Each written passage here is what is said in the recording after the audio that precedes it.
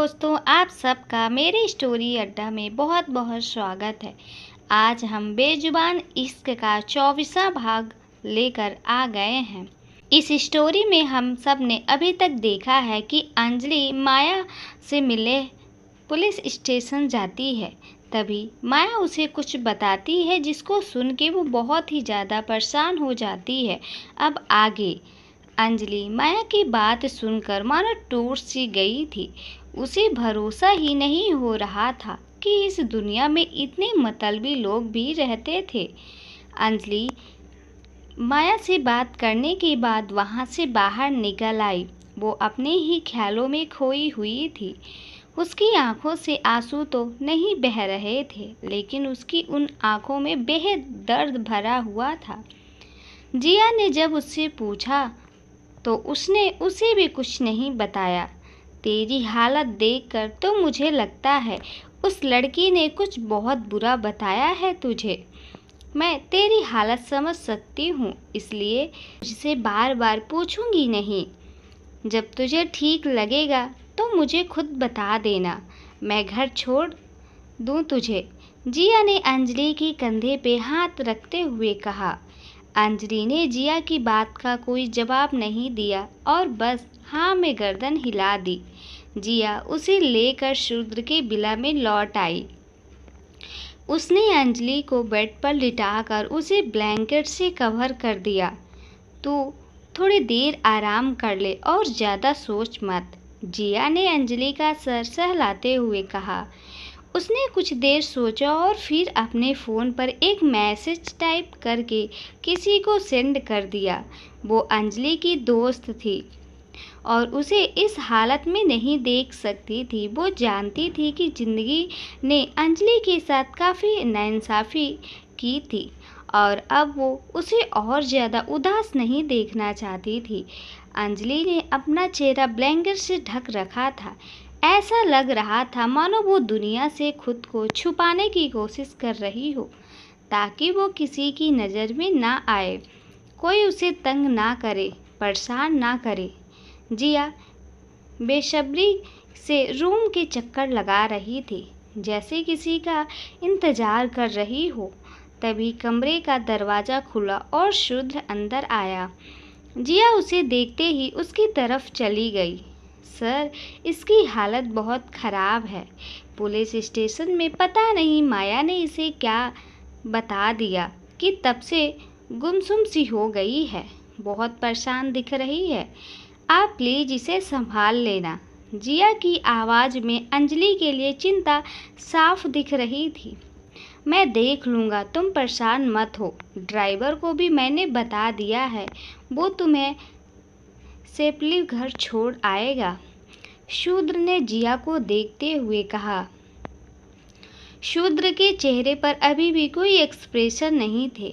वो कभी किसी के सामने खुद के इमोशंस को जाहिर नहीं करता था, सिवाय अंजलि के। अंजलि के साथ उसका एक अलग सा रिश्ता था। शूद्र के सुख दुख अब अंजलि ने देखा था। बाहर की दुनिया शूद्र के सिर्फ एक ही चेहरे से वाकिफ थी और वो था गॉड ऑफ किलिंग। जिया शूद्र को थैंक यू बोलकर रूम से बाहर चली गई। डार्लिंग, शूद्र ने अंजलि की तरफ बढ़ते हुए बड़े प्यार से उसे पुकारा। हालांकि अंजलि उसका कोई जवाब नहीं दे रही थी। शूद्र ने आगे बढ़कर उसके चेहरे से ब्लैंकेट खींचा, लेकिन अंजलि ने कंबल को कस के पकड़ रखा था। शूद्र ने फिर एक गहरी सांस ली और जोर से पूरा ब्लैंकेट खींच दिया। शूद्र ने जब अंजलि की तरफ देखा तो उसने रो रो कर अपनी हालत खराब कर रखी थी। डार्लिंग, शूद्र ने फिर एक बार बड़े प्यार से अंजलि को बुलाया। इस बार अंजलि ने शूद्र को इग्नोर नहीं किया और बेड पर घुटनों के बल बैठकर शूद्र को टाइटली हग कर लिया और फूट फूट कर रोने लगी। शूद्र ने अंजलि का इस तरह से रोना बर्दाश्त नहीं हो रहा था। उसे ऐसे महसूस हुआ था मानो उसके दिल पर कोई खंजर से वार कर रहा हो। क्या हुआ डार्लिंग, मुझे बताओ। अगर किसी ने तुम्हें परेशान किया है तो बताओ, मैं इस दुनिया से उसका नाम मिटा दूंगा, शूद्र ने अंजलि के बालों को सहलाते हुए कहा। अंजलि बस शूद्र के गले लगकर रो रही थी। आज काफ़ी देर बाद अंजलि इस तरह बिखरी हुई लग रही थी। उसने तो रो रो कर अपनी हालत खराब कर ली थी। शूद्र उसे कितना भी शांत करने की कोशिश कर रहा था, लेकिन अंजलि चाह कर भी शांत नहीं हो पा रही थी। डार्लिंग, बस अब शांत हो जाओ, शूद्र ने अंजलि के चेहरे को हाथ में भरते हुए कहा। अंजलि का चेहरा रोने की वजह से लाल पड़ चुका था। उसकी आंखों नीचे कुछ आंसू सूख चुके थे और कुछ अभी भी बह रहे थे। उसके बाल बिखरे हुए थे। शूद्र से अंजलि की ऐसी हालत देखी नहीं जा रही थी। क्या हुआ, मुझे बताओ तो सही। क्या तुम्हें मुझ पर यकीन नहीं है? क्या तुम मुझे इस लायक नहीं समझती कि तुम अपने दिल का हाल भी मुझसे बांट सको? शूद्र ने अंजलि की तरफ देखते हुए बड़े प्यार से कहा। अंजलि ना में गर्दन हिलाते हुए शूद्र की तरफ देखकर बोली, इस दुनिया में अगर खुद से ज़्यादा मुझे किसी पर यकीन है तो वो आप हैं। अगर आप मुझे खाई में कूदने के लिए भी बोलेंगे तो मैं कूद जाऊंगी, क्योंकि मैं जानती हूँ आपके रहते मुझे कुछ नहीं हो सकता। माया ने जो कहा उसके बाद अंजलि ने इतना ही कहा था कि उसकी आंखों से फिर आंसू बहने लगे। क्या कहा माया ने, मुझे बताओ? शूद्र ने अंजलि की तरफ देखते हुए प्यार से पूछा। माया ने मुझे बताया कि मेरे अंकल आंटी ने मुझे दिल से अडॉप्ट नहीं किया था, बल्कि उन्होंने मेरी जायदाद पर अपना हक जमाने के लिए मुझे अडॉप्ट किया था। शूद्र जी, उन्होंने मेरी जायदाद पर अपनी ज़िंदगी बिताई और फिर मुझे भी अपने फ़ायदे के लिए बेचना चाहा। कोई कैसे इतना मतलबी हो सकता है? मुझे अपने ही घर में अपने ही पैसों के लिए उनके ताने सुनने पड़े, बस इसलिए कि मैं अनाथ थी और मेरे लिए बोलने वाला कोई नहीं था, अंजलि ने सिसकते हुए कहा। अंजलि की बात सुनकर शूद्र की आंखों से अंगारे बरसने लगे थे।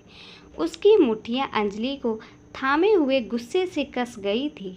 अंजलि ने जैसे ही अपनी बात खत्म की, वो फिर से शूद्र के कंधे पर सर रख कर रोने लगी। शांत हो जाओ अंजलि, तुम माया की बात पर भी पूरी तरह से यकीन नहीं कर सकती। मुझे तो ऐसा लगता है कि वो ये सब इसलिए बोल रही थी क्योंकि उसे तुमसे माफ़ी चाहिए होगी। अपने पेरेंट्स के खिलाफ जाकर तुम्हारा साथ दे रही है, मतलब कि उसे अपनी सज़ा कम करवानी है। शूद्र ने अंजलि की पीठ को सहलाते हुए कहा। अंजलि को शूद्र की बात सही लगी। उसने अपना सर उठाकर शूद्र की तरफ देखा और उदासी भरी आवाज़ में ससकते हुए कहा, क्या आप मेरे लिए इस बात का पता लगा सकते हैं कि माया सच बोल रही है या झूठ? हाँ, क्यों नहीं, आखिर दोस्त हूँ मैं तुम्हारा और हमारी दोस्ती तो इतनी गहरी है कि हम। शूद्र ने अंजलि की तरफ देखते हुए कहा। अंजलि को शूद्र की आवाज़ में मायूसी सी महसूस हो रही थी और उसकी आंखों में खालीपन सा झलक रहा था। अंजलि समझ गई थी कि शूद्र के दिल को उसकी बात काफ़ी ज़्यादा ठेस पहुंचा चुकी थी, लेकिन वो भी क्या करती। शूद्र ने ही तो उसे अपना कंफ्यूज करके रखा था, लेकिन आज अंजलि का दिल रुकना नहीं चाहता था। वो चाहती थी कि आज ये बात क्लियर हो ही जाए कि आखिर वो शूद्र के लिए क्या थी, और साथ ही वो शूद्र से कहना चाहती थी कि शूद्र उसकी ज़िंदगी में क्या मायने रखता था। नहीं शूद्र जी, आई एम रियली सॉरी, मुझे उस वक्त ऐसे नहीं बोलना चाहिए था, लेकिन मैं क्या करती। आपने कभी बताया ही नहीं कि हमारा रिश्ता क्या है, तो मैं उस दिन क्या बोलती। अंजलि अपनी नज़रें झुकाए शूद्र के सीने की तरफ देखते हुए उदासी भरी आवाज़ में बोली, मेरी तरफ देखो अंजलि, मेरी आंखों में देखो। मैंने तुम्हें कभी कुछ नहीं कहा, लेकिन क्या तुम्हारे दिल ने भी कभी तुमसे कुछ नहीं कहा? क्या तुम्हारे दिल में कभी तुम्हें महसूस नहीं कराया कि हम दोनों का क्या रिश्ता है? मान लिया कि मैंने तुमसे कुछ नहीं कहा, ठीक है, पर क्या तुमने भी कभी अपने दिल से इस रिश्ते का कोई नाम सोचा?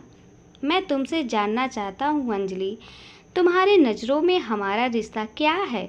शूद्र ने अंजलि के दोनों कंधों पर अपना हाथ रखते हुए उसकी आंखों में देखते हुए पूछा। अंजलि की तो सांसें ही अटक गई थी। वो बेताब सी शूद्र को ये बताने के लिए कि वो उससे कितना प्यार करती थी, लेकिन जब शूद्र उससे खुद ये पूछ रहा था तो उसकी जुबान ही नहीं खुल रही थी। बोलो ना, चुप क्यों हो? मुझे बताओ, तुम मेरे बारे में, हमारे रिश्ते के बारे में क्या सोचती हो? शूद्र ने अंजलि के कंधों से अपने हाथ स्लाइड करते हुए उसके कंधों को पकड़ा। शूद्र जी, मेरी इस बेजवान सी जिंदगी में आपके आने से जान आई है। मैं तो उसी दिन मर जाती, लेकिन आपने मेरा हाथ थामा और मैं जानती हूँ कि उसके बाद आपने मेरा साथ कभी नहीं छोड़ा। हर मुश्किल में आपने मेरा साथ दिया, मेरे सहारा बने। आप मेरे लिए भगवान हैं शूद्र जी। आपने मुझे जीना सिखाया है, फिर से मुस्कुराना भी सिखाया है। मेरे लिए ये रिश्ता हर बंधन से बढ़कर है। आपने हमेशा मुझे महसूस कराया कि मैं खास हूँ, जैसा आज तक कभी किसी ने नहीं कराया। आप जानते हैं शूद्र जी, बचपन में अपनी माँ की लोरी सुनने के बाद जितने सुकून से मैं सोया करती थी, अब आपके दिल की धड़कन सुनकर मुझे वैसे ही नींद आती है। आपकी बाहों में खुद को महफूज महसूस करती हूँ। मैं आपसे बहुत प्यार करती हूँ। मैं नहीं जानती कि ये कब हुआ, कैसे हुआ, बस हो गया। मुझे आपसे प्यार हो गया। अंजलि ने शूद्र की आंखों में देखकर गहरी सांस भरते हुए उसे अपने दिल की बात बताई। शूद्र बस उसकी बात को सुने जा रहा था। उसके चेहरे पर कुछ मिले जुले से इमोशंस दिख रहे थे, जिसे समझना अंजलि के बस में नहीं था। शूद्र की आंखें बस अंजलि को निहार रही थी। शूद्र की इतनी गहरी नज़र खुद पर महसूस करते ही अंजलि ने अपनी नज़रें झुका ली। उसने वो सब बोल तो दिया था, लेकिन वो नहीं जानती थी कि शूद्र आगे से क्या जवाब देगा। वो इस वक्त काफ़ी ज़्यादा नर्वस फील कर रही थी, लेकिन अगले ही पल शूद्र ने अंजलि के चीन से उसका चेहरा ऊपर उठाया और अपने उसके ओठों पर रख दिए। शूद्र उसे बड़े प्यार से किस कर रहा था। उसकी किस में आज सिर्फ उसका प्यार झलक रहा था। शूद्र ने एक डीप किस के बाद अंजलि के ओठों को रिहा कर दिया और अपना माथा अंजलि के माथे पर रख दिया। मुझे अपनी ज़िंदगी में इतनी अहमियत देने के लिए थैंक यू डार्लिंग। मेरी ज़िंदगी में तुमने प्यार नाम का फूल खिलाया है। इस सीने में जो दिल है ना, अब बस तुम्हारे लिए धड़क रहा है। इस धड़कन पर, मुझ पर अब सिर्फ तुम्हारा हक है। I love you darling. शूद्र ने अंजलि का एक हाथ अपने सीने पे अपने दिल पर रखते हुए कहा।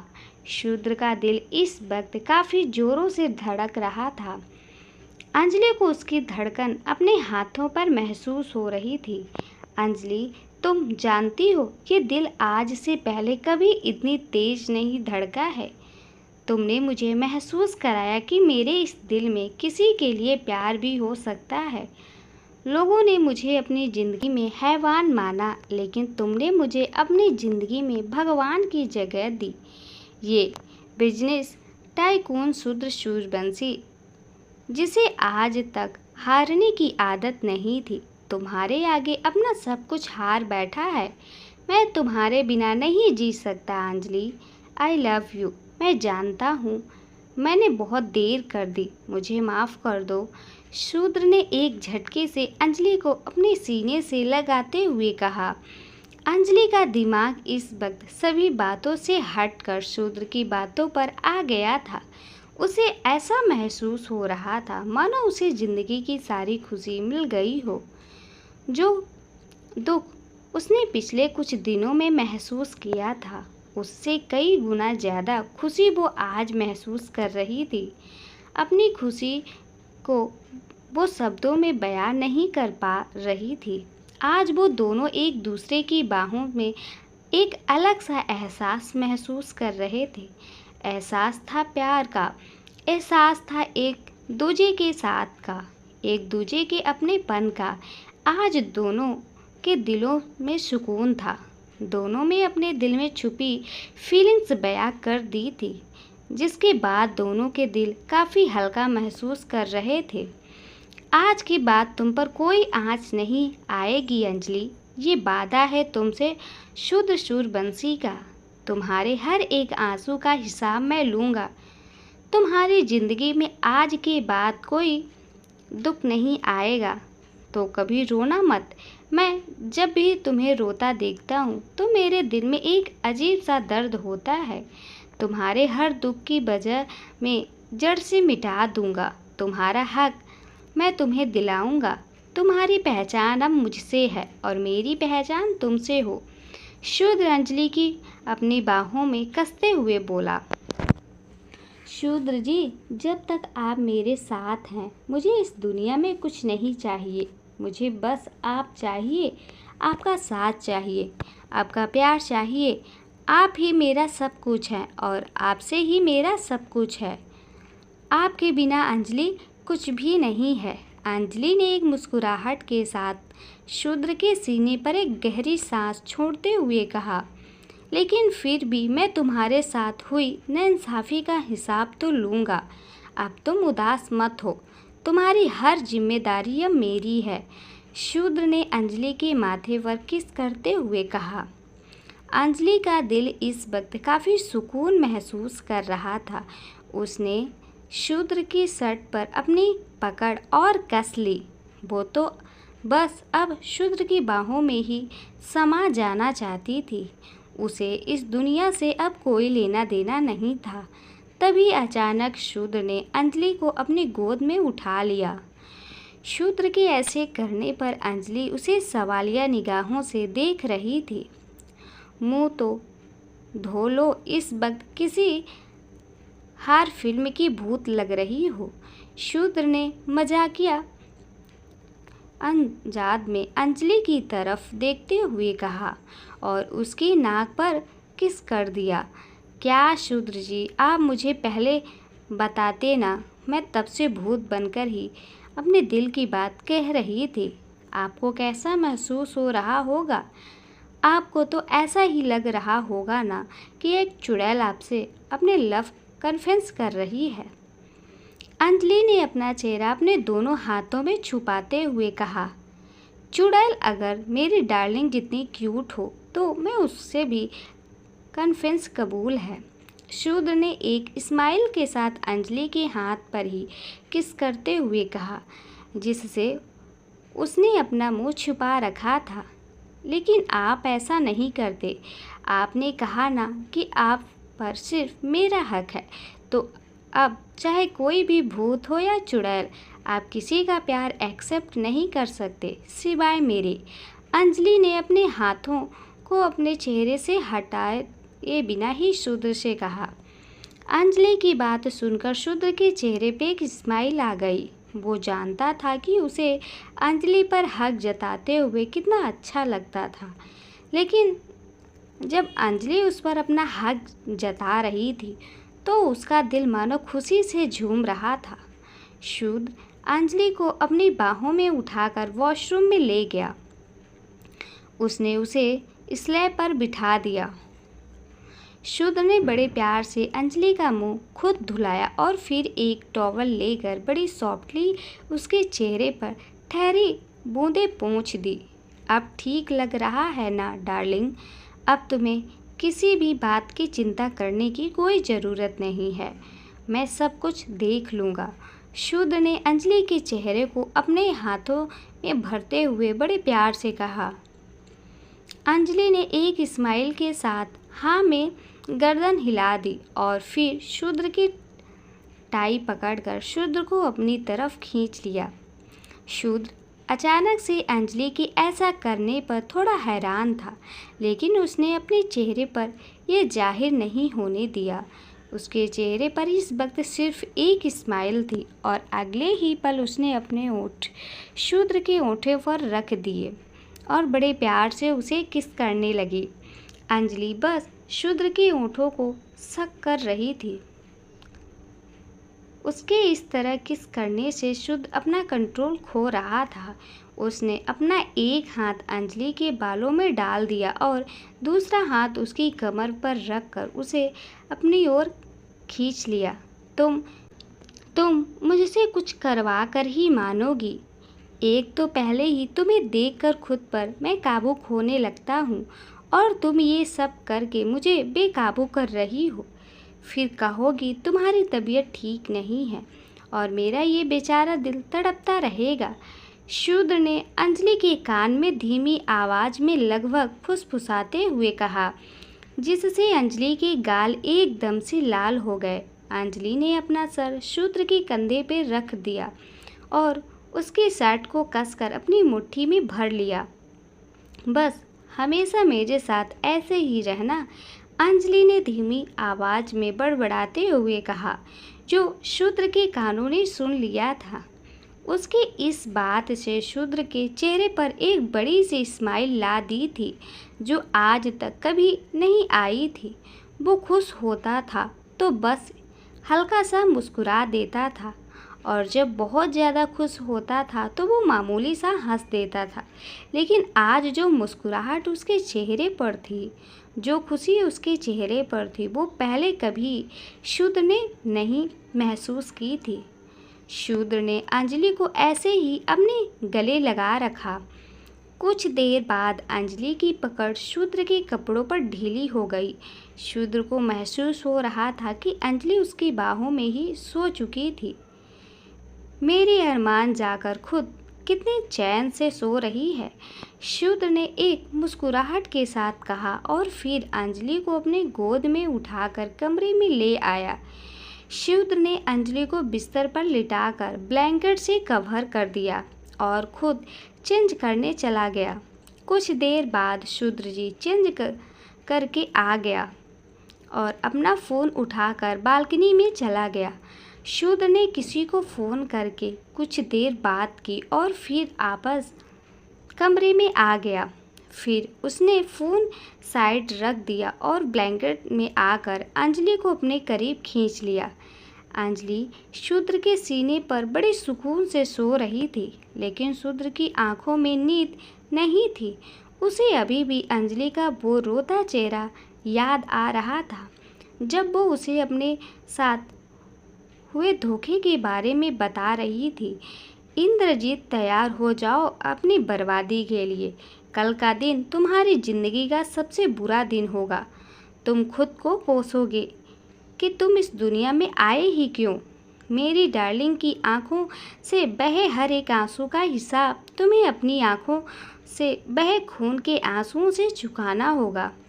शूद्र ने दांत पीसते हुए धीमी आवाज़ में कहा, ताकि अंजलि की नींद खराब ना हो। अगली सुबह शूद्र, अंजलि और राघव शूद्र के बिला के हाल में खड़े थे। राघव को भी इस वक्त काफ़ी गुस्सा आया था। उसे भी यकीन नहीं हो रहा था कि कोई इंसान इतना गिर सकता था। कि बताई हर बात बिल्कुल सच थी। इंद्रजीत ने अपने भाई और भाभी के मरने के बाद अंजलि की सारी जायदाद अपने नाम करने के लिए उसे अडॉप्ट कर लिया था। उन लोगों ने कभी भी अंजलि को उसका हक नहीं दिया था, बल्कि उस घर की किसी चीज़ पर भी अंजलि का कोई हक नहीं था। उन लोगों ने तो हमेशा उसे बस परेशान ही किया था और दुख दिए थे। मैंने आज तक इंद्रजीत और सोनिका जितना गिरा हुआ इंसान नहीं देखा। उसने तो अंजलि की माँ की निशानियाँ भी अभी तक उसे नहीं दी। वो जो गहने पहनती है वो उसके नहीं है। उस पर अंजलि का हक है क्योंकि वो सभी के सभी गहने अंजलि की माँ के हैं। राघव हाथ कसते हुए गुस्से भरी आंखों से बोला। अंजलि के हाथों में इस वक्त एक वसीयत थी जिस पर उसका नाम लिखा हुआ था। खन्ना मेंशन उसकी कंपनी और उसकी सारी ज़मीनें अंजलि के नाम पर थी। वो करोड़ों की वारिस थी, लेकिन उसकी अब तक की ज़िंदगी भिखारियों से कम नहीं थी। अंजलि की आंखों में अब आंसू बह रहे थे। अंजलि को रोते देख शूद्र ने उसके हाथ से वो पेपर्स लेकर टेबल पर रख दिया और उसे अपनी बाहों में खींच लिया। अंजलि ने भी शूद्र को कसकर हक कर लिया और रोने लगी। शूद्र जी, उन लोगों ने मेरे साथ अच्छा नहीं किया। मैं तो उस परिवार के लिए अपना सब कुछ दांव पर लगाने को तैयार थी, लेकिन उन्होंने मुझसे मेरा सब कुछ छीनकर मुझे ही बेच दिया। अंजलि ने ससकते हुए शूद्र से शिकायत भरे लहजे में कहा। तुम फिक्र मत करो, मैं जानता हूँ उनकी जगह कहाँ है और उनके साथ क्या करना है। तुम बस वही करो जो मैं तुमसे कह रहा हूँ। शूद्र ने अंजलि के सर को सहलाते हुए कहा। शूद्र की बात सुनकर अंजलि अपना सर उठाकर उसकी तरफ सवालिया निगाहों से देखने लगी। शूद्र की आंखें इस वक्त लाल थी। उसने पूरी रात जागकर एक प्लान बनाया था। अंजलि ने उसे इस तरह देखने पर और शूद्र के चेहरे पर झलकता गुस्सा 1 मिनट में शांत हो गया। उसने आगे बढ़कर अंजलि के माथे पर किस किया। अरे यार, ये फिर से शुरू हो गया। कम से कम इतनी सीरियस सिचुएशन में तो ऐसा मत करो। इन दोनों लैला मजनू के बीच में मैं क्या करूं? राघव ने अपनी आंखों पर हाथ रखते हुए कहा और फिर अचानक से पलटकर घर से बाहर चला गया। शूद्र ने अंजलि के माथे पर किस करने के बाद उसके कान में अपना सारा प्लान बता दिया। अंजलि जैसे जैसे शूद्र का प्लान सुन रही थी, उसकी आंखें हैरानी से बड़ी होती जा रही थी। तो बोलो, कैसा लगा मेरा प्लान? शूद्र ने अंजलि के कान में फुसफुसाते हुए कहा और फिर उस पर किस कर लिया। बहुत अच्छा है शूद्र जी। फिर तो वो लोग चाहे कितनी भी इनकार कर लें, पर अपने गुनाह को छुपा नहीं पाएंगे। आप सच में कितने जीनियस हो, और एक मैं हूँ। अंजलि ने मुंह लटकाते हुए कहा। तुम मुझसे ज़्यादा समझदार हो अंजलि। तुमने अपनी ज़िंदगी में इतना कुछ सहा और हमेशा खुद को स्ट्रॉन्ग बनाए रखा, और इतना तो मैं भी जानता हूँ कि जो तुमने किया है वो मैं कभी नहीं कर सकता। तुमने मेडिकल की पढ़ाई पूरी की और डॉक्टर बनने के लिए इंटर्नशिप कर रखी थी। आगे पीएचडी करने वाली हो। मैं तो ढंग से मेडिकल साइंस के नाम भी नहीं बता सकता। शूद्र ने अंजलि के चेहरे को अपने हाथों में भरते हुए कहा। जी बस कीजिए शूद्र जी, आप भी ना बस मेरा दिल रखने के लिए कुछ भी बोलते रहते हो। अंजलि ने एक मुस्कुराहट के साथ शूद्र की तरफ देखते हुए कहा। इस तरह शर्माओगी तो खुद पर काबू नहीं कर पाऊंगा। पहले हमारे प्लान के हिसाब से इंद्रजीत को मिट्टी में मिला दें, उसके बाद मेरे पास तुम्हारे लिए एक सरप्राइज है। शूद्र ने अंजलि की तरफ देखते हुए कहा और उसके गाल पर किस कर दिया। सरप्राइज? कैसा सरप्राइज शूद्र जी? अंजलि ने बहुत ही एक्साइटेड होकर शूद्र से पूछा। अगर बता दूंगा तो वो सरप्राइज कैसा रहेगा? चलो पहले अपना काम खत्म कर लें, फिर तुम्हें तुम्हारा सरप्राइज मिल जाएगा। मुझे एक ज़रूरी काम से कहीं जाना है। तुम अपना ध्यान रखना और ज़्यादा परेशान मत होना। कुछ परेशानी हो तो कॉल कर लेना। मैं जल्दी लौट आऊँगा और मेरे आते ही इंद्रजीत की बर्बादी और तुम्हारा सरप्राइज दोनों ही तैयार होंगे। अपनी बात पूरी करके शूद्र बिला से बाहर जाने के लिए आगे बढ़ गया। शूद्र कुछ ही कदम आगे चला था कि फिर से रुक गया और वापस अंजलि के पास आ गया। अंजलि उसे सवालिया निगाहों से देख रही थी। मेरी गुड लक किस तो तुमने दी ही नहीं। बिना तुम्हारी गुड लक किस के मैं किसी काम पर जा सकता हूँ। चलो अब जल्दी से मुझे मेरी किस दो। शूद्र ने अंजलि को अपनी बाहों में खींचते हुए कहा। अगर नहीं दूंगी तो क्या आप रुक जाएंगे? अंजलि ने शूद्र की तरफ नम आंखों से देखते हुए पूछा। काम बहुत ज़रूरी है डार्लिंग, नहीं तो मैं कभी भी तुम्हें यूं छोड़कर नहीं जाता। और सिर्फ तुम मुझे मिस नहीं करोगी, मैं भी तुम्हें बहुत ज़्यादा मिस करने वाला हूँ।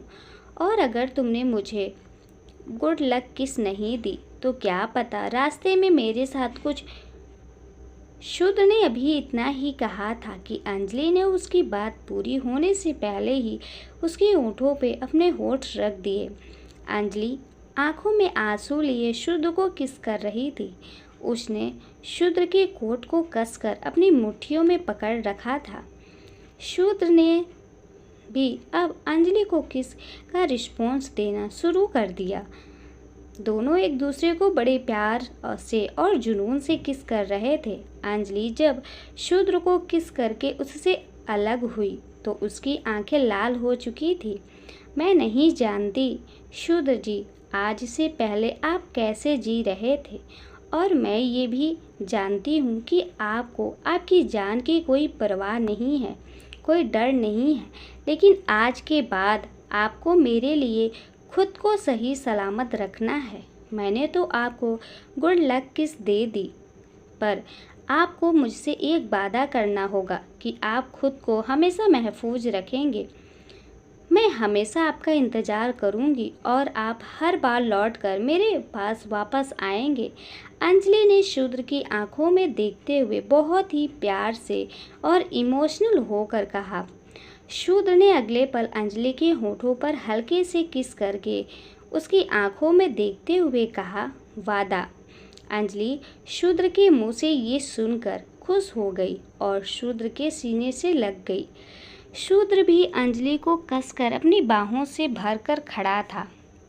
उसका भी दिल नहीं कर रहा था कि वो अंजलि को यूँ छोड़कर जाए, लेकिन उसे भी किसी के हिसाब किताब बराबर करना था। अब जाने दो डार्लिंग, वादा करता हूँ जल्दी लौट आऊँगा। शूद्र ने अंजलि के माथे पर किस करते हुए कहा। अंजलि बेमन शूद्र से अलग हो गई और हाँ में गर्दन हिला दी। अंजलि के चेहरे की उदासी शूद्र से देखी नहीं जा रही थी। उसका दिल उसे यूँ छोड़कर जाने को मान नहीं रहा था।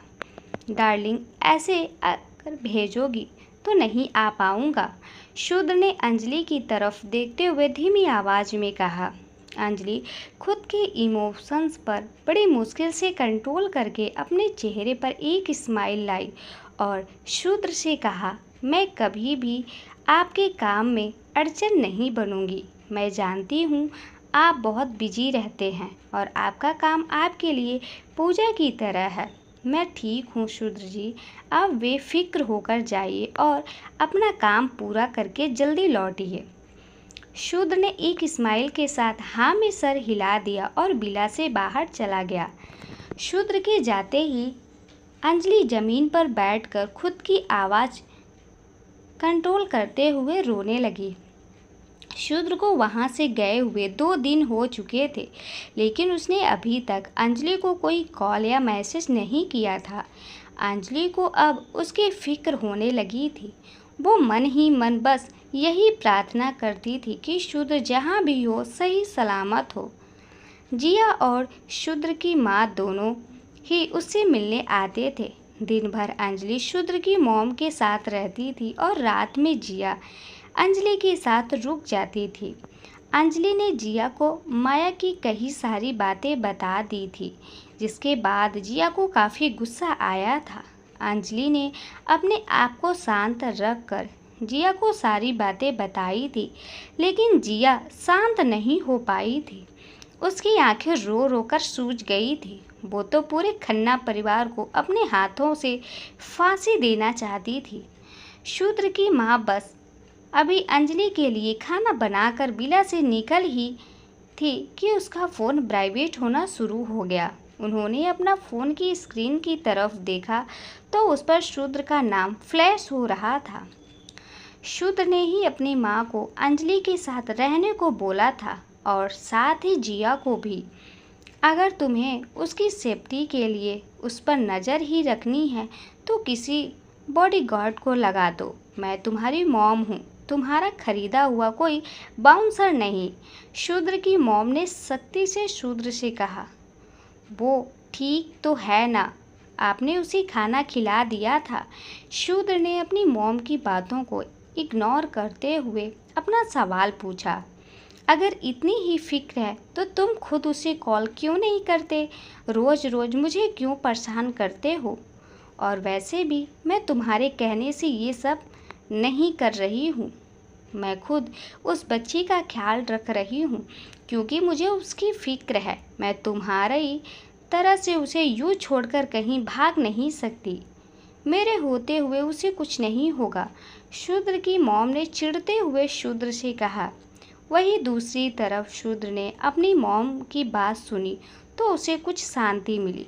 वो जानता था कि उसके बाद उसकी मॉम ही अंजलि को अच्छे से ख्याल रख सकती थी, इसलिए उसने अपनी मॉम को अपनी गैर मौजूदगी में उसके साथ रहने को कहा था। हालांकि शूद्र की मॉम अपनी मर्जी से अंजलि के साथ रहती थी क्योंकि उन्हें भी अंजलि की उतनी ही फिक्र थी जितनी शूद्र को। वो पूरा दिन बड़े प्यार से अंजलि का ख्याल रखती थी, उसके लिए कपड़े चूज़ करती थी, उसके लिए खाना बनाती थी, यहाँ तक कि वो अंजलि के बालों की चोटी भी बनाती थी। अंजलि शूद्र को याद तो करती थी लेकिन उसे इतना बुरा नहीं लगता था क्योंकि दिन में शूद्र की माँ उसका बेहद अच्छे से ख्याल रखती थी और रात में जिया हर वक्त उसे अजीब अजीब बातें सुनाकर हंसाती रहती थी। सुनकर अच्छा लगा कि आपको किसी की फिक्र तो है, उसका ख्याल रखना। मैं ज़्यादा दिन तक आपको परेशान नहीं करूँगा। शूद्र ने इतना कहकर फ़ोन रख दिया। सर, वो इस बिल्डिंग के 5th फ्लोर पर है, मैंने कंफर्म कर लिया है। राघव ने बिल्डिंग की तरफ इशारा करते हुए कहा। शूद्र अपने सामने एक बड़ी सी बिल्डिंग को घूर रहा था। उसने एक तिरछी मुस्कान के साथ कहा, तुम चाहे पाताल में भी क्यों ना छुप जाओ, लेकिन शूद्र की नज़रों से नहीं बच पाओगे। तो दोस्तों, अगर ये वीडियो आपको अच्छी लगी हो तो वीडियो को लाइक और चैनल को सब्सक्राइब ज़रूर करें। थैंक यू दोस्तों।